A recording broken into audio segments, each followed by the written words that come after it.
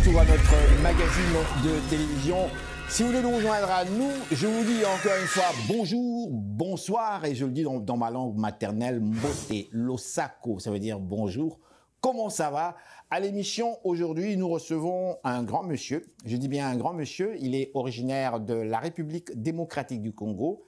Il réside actuellement aux États-Unis, à Dallas, plus précisément, un grand homme, je dis bien, qui vient de publier d'ailleurs un dernier ouvrage. Si je vous parle de ces ouvrages, il y a plusieurs ouvrages déjà à son actif. Il est poète également, il est journaliste également, il a fait de la télévision, enfin un homme des médias et qui a travaillé aussi, en fait qui travaille toujours aujourd'hui comme enseignant. Il enseigne aux États-Unis et il a enseigné aussi auprès des grandes institutions américaines. Donc pour nous, c'est un privilège que de l'avoir à l'émission. Merci d'accepter cette émission. Avant d'aller plus loin, on a eu l'occasion, comme vous l'avez remarqué, d'échanger ensemble quand même un petit peu hier. Très intéressant tout d'abord de faire votre connaissance. J'ai bien dit ici, vous êtes un grand homme. Vous n'êtes pas n'importe qui. Vous êtes parvenu à un accomplissement que de nombreux Africains ne parviennent pas, c'est-à-dire allier l'intellect au côté physique. Vous m'avez compris. Je vous présente également... Je vous présente également comme un sportif, un karatéka. Troisième dame de taekwondo, je suis impressionné. Un taekwondoka, comme on dit. Merci. C'est un peu passé, hein, je suis à la retraite.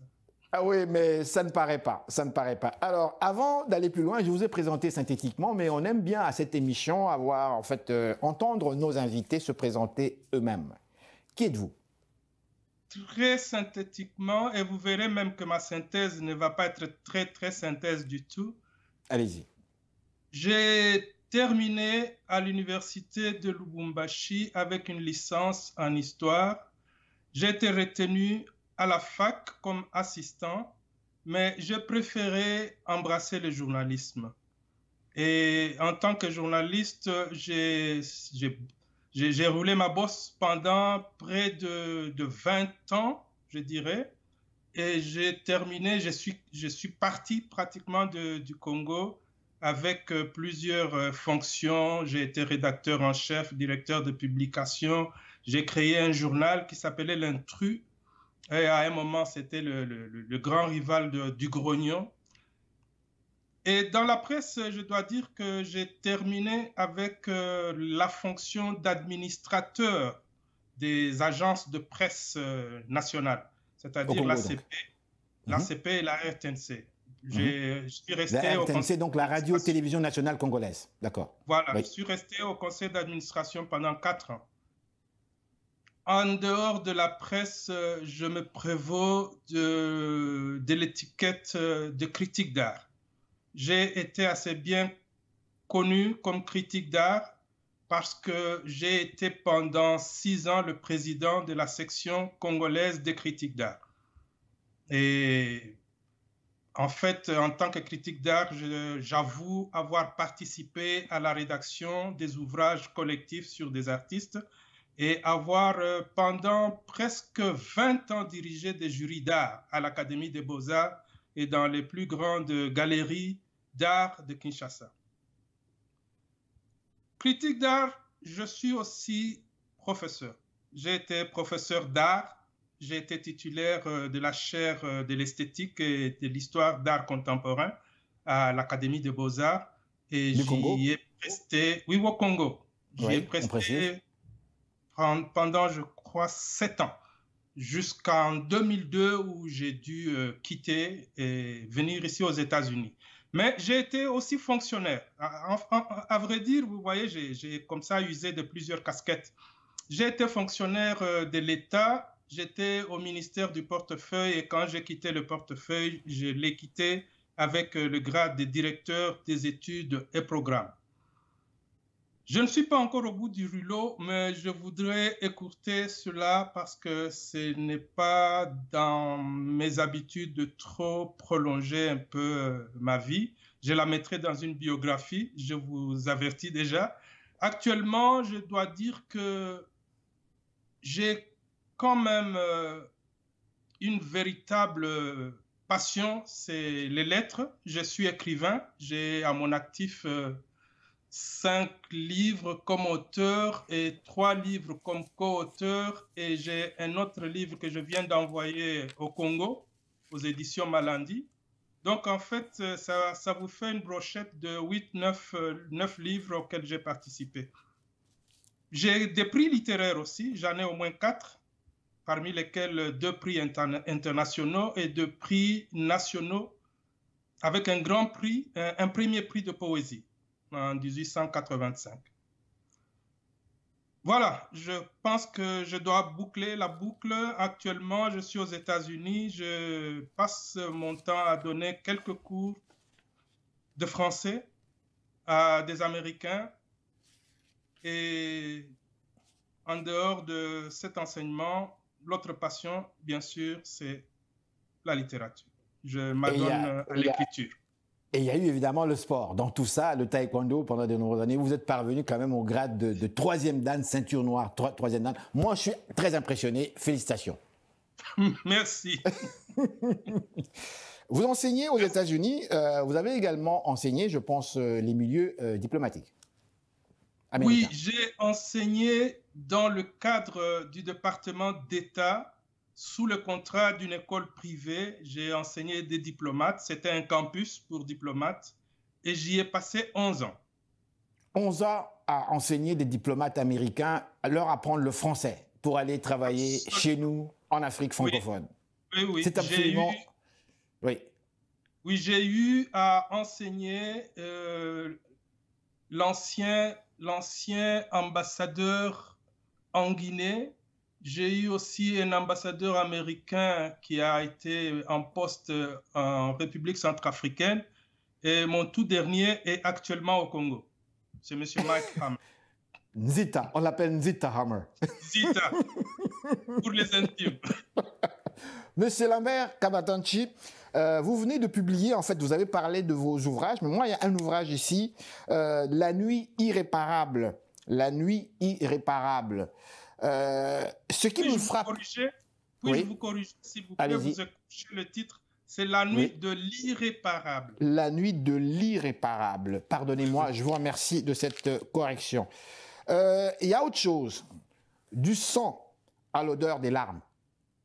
Du sang à l'odeur des larmes. Ça, c'est aux éditions Le Livre, si je ne me trompe pas. Édilivre. À vous observer de par vos écrits.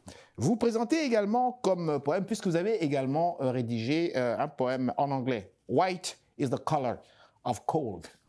C'est fort. White is the color of cold. On va revenir. Je vais revenir sur les premiers éléments ici que je viens de citer. On a cette impression que vous cherchez à expliquer, à parler de manière différente des réalités qui se passent au Congo, plus particulièrement sur le plan politique, économique, sur le plan social, d'une manière différente que les hommes politiques présentent, par la poésie, par une autre façon de le présenter. Mais en fait, que cherchez-vous exactement? Oui, je dénonce tout ce qui se passe dans le pays qui est le mien. La RDC, la République démocratique du Congo. Oui, et je ne suis pas celui qui crée une cible unique. Je dénonce tout ce qui ne va pas, sans chercher à venir donner l'antidote, la cure, non. Mais je passe par un mécanisme littéraire. C'est comme si je mettais cette dénonciation du système judiciaire. Je dénonce tous ces messieurs et dames du Parlement, du Sénat, des ministères. Je dénonce la prévarication, je dénonce la corruption, je dénonce dans les écoles tout ce qui s'y trame comme corruption, les étudiants, les étudiantes, les professeurs. C'est un peu toute cette mixture nauséabonde que je dénonce. Mais alors, en tant qu'auteur, quand j'écris, je sens des odeurs. Quand j'écris, j'entends des sons. C'est comme ça que je me suis servi dans mon roman d'une alliée Et la grande alliée de ma littérature, c'est la poésie. Pour moi, la poésie est belle. Pour moi, la poésie, c'est de la musique. Pour moi, la poésie, c'est l'esthétique. Alors, j'essaye de mettre tout ce qui est mauvais à côté de la poésie. Justement. Ceux qui vont... Oui, et vous voyez un peu comment ce contraste peut non pas surprendre quelqu'un, mais ce contraste va choquer quelqu'un pour se dire, tiens, dans ce pays, il y a des artistes qui peuvent sortir de la poésie devant de la pourriture, devant des immondices, et ça va les choquer. Et vous voyez, c'est un peu comme si dans mes cris sont dans mes romans, dans mes cris, je veux qu'il y ait des échos. Chaque lecteur doit être un écho, qui doit renvoyer cet écho avec les autres. Donc c'est comme si je veux qu'on partage mes échos. Du sang à l'odeur des larmes. C'est un peu ce que ça veut dire. Du sang à l'odeur des larmes, c'est un recueil de poésie qui, à mon avis, m'a fendu le cœur. Pourquoi? Pourquoi? Parce que le 3/4 de ce recueil a été écrit en l'espace de 3 heures. 3 heures seulement, 3 heures. En l'espace de 3 heures. L'inspiration devait être très forte. Oui, très forte. Et tenez-vous bien, j'allais au Canada. Ah bon? J'étais dans un train, dans un petit compartiment, et curieusement, j'étais seul dans le compartiment. Et je me suis laissé aller à regarder les beaux paysages. Et tout d'un coup, j'ai eu le contraste. Ces beaux paysages au Canada se retrouvent dans mon pays. Mais dans mon pays, on passe le temps à se tuer, on passe le temps à des débats stériles. Et c'est un peu toute cette cogitation qui a mis l'inspiration en branle. Et j'ai commencé à écrire. Je me suis arrêté seulement quand on est venu me déranger par des gens. Mais si vous lisez Du sang à l'odeur des larmes, vous allez comprendre exactement où est mon penchant littéraire. Parce que ma poésie, c'est moi, ma poésie. C'est-à-dire un homme de contradiction, un homme qui est dans la beauté, un homme qui est dans la brutalité. Vous voyez un peu, n'est-ce pas? Lambert Kabatanchi, un grand plaisir, monsieur, de vous parler. Nous continuons cette interview. White is the color of cold. White is the color of cold. Je reviens là-dessus. Un poème. Pouvez-vous nous en dire un peu plus par rapport, tout d'abord, qu'est-ce qui vous a poussé à parler de ce poème? Pourquoi ce titre? Que voulez-vous dire par là? Ce poème, je l'ai écrit à l'occasion de l'ouverture d'un concours de poésie dans l'institution où je travaillais comme professeur. Ça s'appelle Foreign Service Institute, donc le campus pour Foreign diplomates. Service Institute, oui, à Washington, D.C. Voilà. Il y avait un concours de poésie.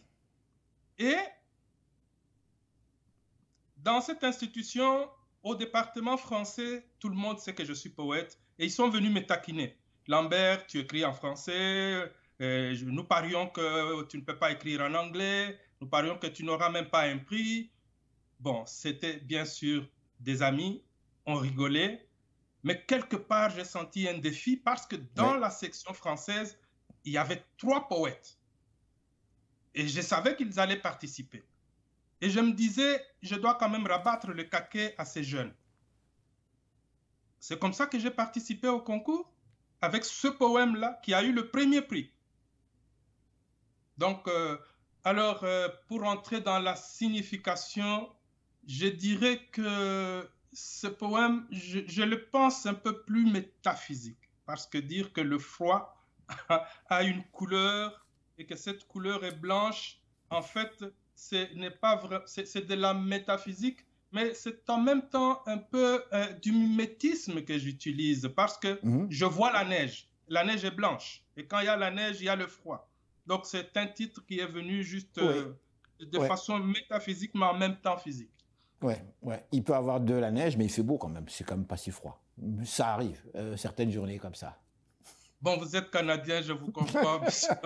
Alors, Monsieur Kabatanchi, je vais terminer ici avec une dernière question. Vous êtes très intéressant, monsieur, vous vivez aux États-Unis, vous êtes impliqué, que vous ne le vouliez ou pas, dans la réalité de cette diaspora africaine qui vit aux États-Unis et qui est en contact avec les populations américaines. Dans votre cas, vous êtes privilégié puisque vous travaillez avec des personnalités américaines, vous travaillez auprès des grandes institutions. Voici ma question. En tant qu'Africain, en tant que Congolais, en tant qu'un poète, en tant que journaliste, dites-moi, lorsque vous échangez avec les milieux politiques américains, avec les intellectuels américains, quelle est leur vision, ou plutôt leur regard par rapport à, et là je cible un pays précis, par rapport à l'évolution de la situation politique en République démocratique du Congo sous le leadership de Félix Antoine Tshisekedi? Je vais vous décevoir un peu, Monsieur Henri, et je vais peut-être décevoir aussi les téléspectateurs. Répondez-nous franchement, objectivement. Oui, objectivement, je dois d'abord expliquer pourquoi je vais vous décevoir. C'est comme mon roman. La dernière page de mon roman, le personnage principal du roman, c'est un certain Lassa, et à la dernière page, il dit « Je n'aime pas la politique ». En fait, oui, c'est dans mon roman. La dernière page, le personnage principal dit « Je n'aime pas la politique ». Et en fait, ce personnage principal, c'est moi. Je me suis juste mis dans la peau de mon personnage. Quelle est la perception qu'on a de notre pays? Je ne peux pas vous cacher, vous êtes au Canada, je suis ici aux États-Unis et j'avoue que les Américains, la plupart de nos problèmes sont le cadet de leurs soucis. Je ne me trompe pas. Pardon? La plupart de nos problèmes sont africains, congolais, le cadet de leurs soucis. À ce point? Ça n'engage que moi. Bien sûr. J'ai quelques connaissances. Je suis resté longtemps avec des diplomates, des ambassadeurs. Américains? Qui sont partis dans nos... Américains, bien sûr. Monsieur Mike est mon étudiant. Et quand vous parlez avec eux, vous sentez qu'ils se projettent dans nos pays pour leur pays. Ils ne se projettent pas pour leur pays. Ça veut dire quoi, ça, concrètement? Ça veut dire quoi, ça, concrètement, lorsqu'ils se projettent pour leur pays? Ils veulent aller dans nos pays pour voir quels sont les intérêts qu'ils peuvent en tirer. À part ça, entendons-nous très bien, franchement, ils ne se décarcassent pas beaucoup. Excusez-moi d'être franc, presque brutal, c'est une impression qui n'engage que moi.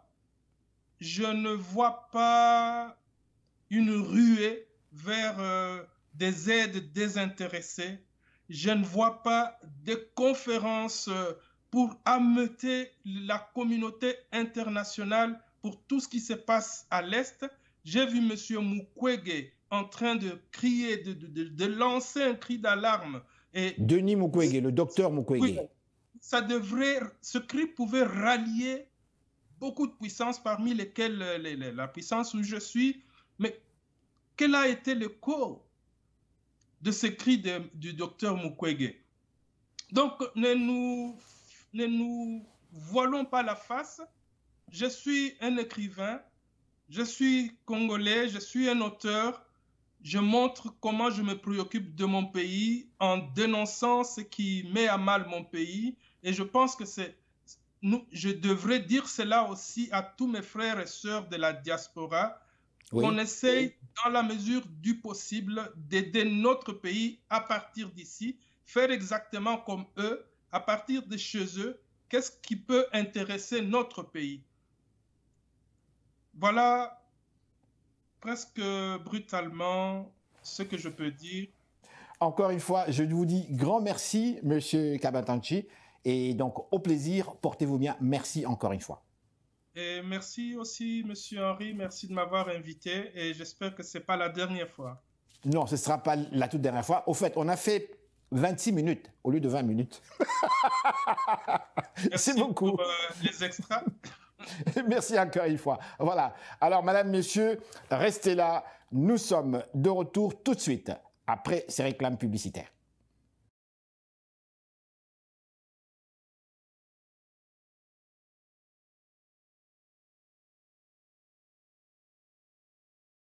Madame, monsieur, bonsoir. Ici Henri Ngaka. Ne ratez surtout pas nos prochaines émissions présentées à ICI Télévision depuis Montréal. Ça va causer.